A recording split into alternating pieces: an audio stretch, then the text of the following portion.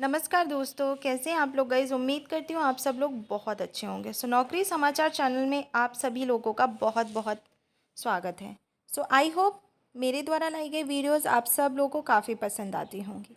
तो आज हम बात करेंगे 8th पे कमीशन को लेकर। एक बहुत ही बड़ा न्यूज़ है। चल गया पता, सरकारी कर्मचारियों की सैलरी में 50 से 100% नहीं, इतनी होगी बढ़ोतरी। तो भैया कितनी बढ़ोतरी होने वाली है, मुझे पता है आप सब लोग बहुत ही बेसब्री से इंतज़ार कर रहे हैं जानने के लिए। तो चलिए बता देते हैं। 1.2 केंद्रीय कर्मचारियों व पेंशनर्स को फिलहाल नए वेतन आयोग के तहत अपने वेतन व पेंशन के संशोधन का इंतजार है।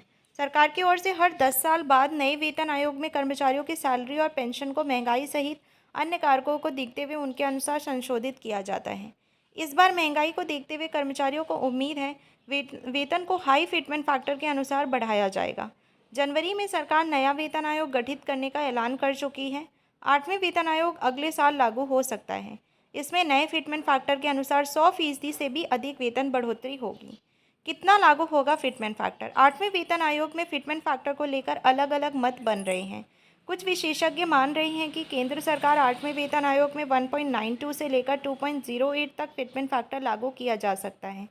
National counselling joint consultative machinery की ओर से महंगाई को देखते हुए फिटमेंट फैक्टर 2.86 लागू करने की मांग की जा रही है।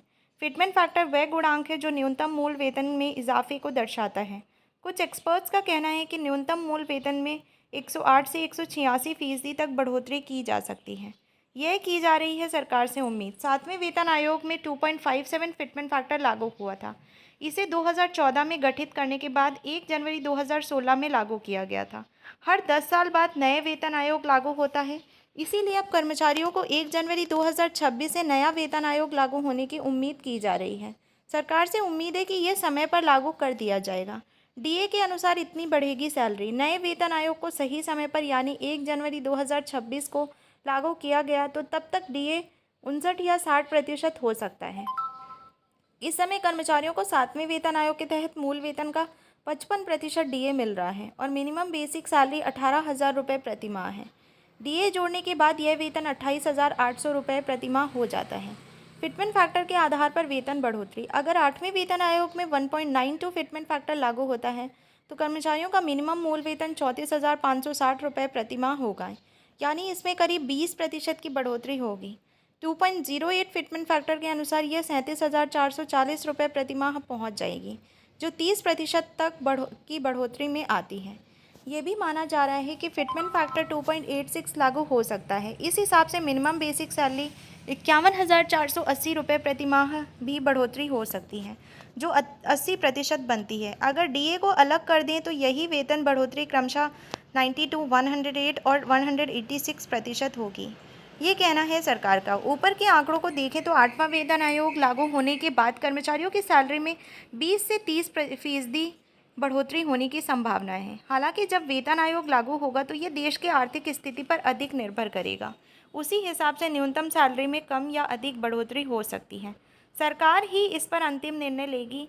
अभी इस बारे में सरकार ने आधिकारिक रूप से नए वेतन आयोग को लेकर कुछ नहीं कहा है, केवल इसके गठन की घोषणा की गई है। कर्मचारियों व पेंशनर्स को होगा फ़ायदा। 1 करोड़ से अधिक कर्मचारियों और पेंशनर्स को 8वें वेतन आयोग का फ़ायदा मिलेगा। इससे कर्मचारियों की सैलरी और पेंशनर्स की पेंशन में बढ़ोतरी होगी। इससे वे महंगाई से लड़ने में समर्थ हो सकेंगे। हालांकि नए वेतन आयोग के लागू करने से सरकारी खजाने पर अतिरिक्त बोझ बढ़ेगा। हालांकि नए वेतन आयोग से एक प्रभाव यह भी पड़ेगा कि निजी क्षेत्र के कर्मचारियों व सरकारी कर्मचारियों के वेतन में अंतर और अधिक हो सकता है। आई होप ये वीडियो आप सब लोगों के लिए काफ़ी इम्पॉर्टेंट रही होगी। मैंने पूरी कोशिश की है चीज़ें कवर अप करने की, चीज़ें काफ़ी अच्छी तरीके से आपके सामने पेश करने की, और ऐसी और वीडियोस मैं आने वाले समय में भी आप सब लोगों के लिए लाती रहूँगी। तो इसके लिए आपको क्या करना है, चैनल से जुड़ जाना है, चैनल को सब्सक्राइब कर लेना है। तो चलिए मिलते हैं अगली वीडियो में। जय हिंद, जय भारत।